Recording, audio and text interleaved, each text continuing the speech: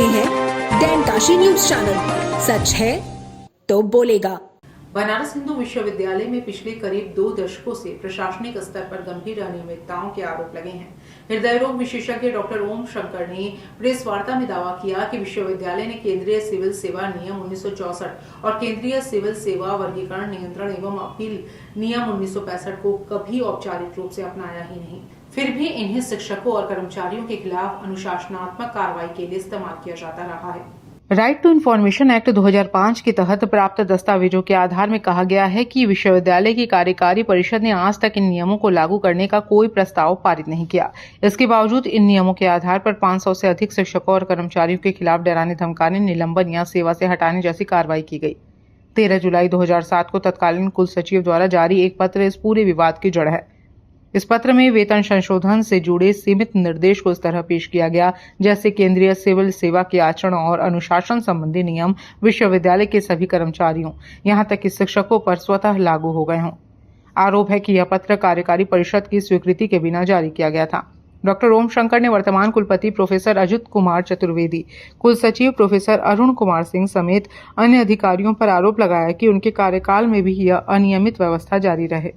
प्रभावित पक्ष ने मांग की है कि पिछले 20 वर्षों में इन नियमों के आधार पर हुई सभी अनुशासनात्मक कार्रवाइयों की स्वतंत्र समीक्षा हो, निलंबित या बर्खास्त कर्मचारियों को पुनः बहाल किया जाए और पूरे मामले की उच्च स्तरीय जांच कराई जाए।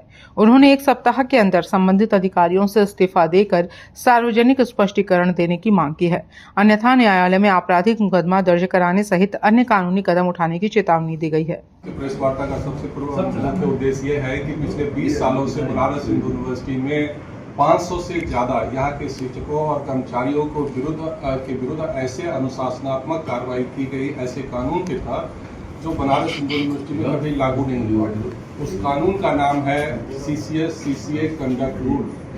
और ये कंडक्ट रूल कभी भी बनारस हिंदू यूनिवर्सिटी की जो कानून बनाने वाली संस्था है, जिसको हम एग्जीक्यूटिव काउंसिल या कार्यकारिणी परिषद कहते हैं, उसके द्वारा कभी अनुमोदित नहीं हुआ और न ही इसको कानूनी रूप से इसको अंगीकृत किया जा सकता है।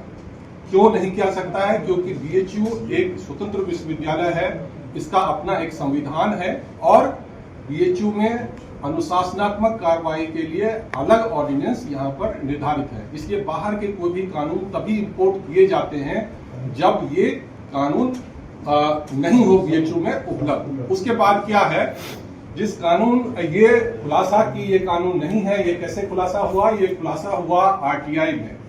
ये मैंने RTI मांगे थे और मैंने पूछा था, आप बताएं बनारस यूनिवर्सिटी के अधिकारियों को कि कब यहाँ के शिक्षक और गैर शैक्षणिक अधिकारियों के विरुद्ध CCA कंडक्ट रूल लागू हुआ।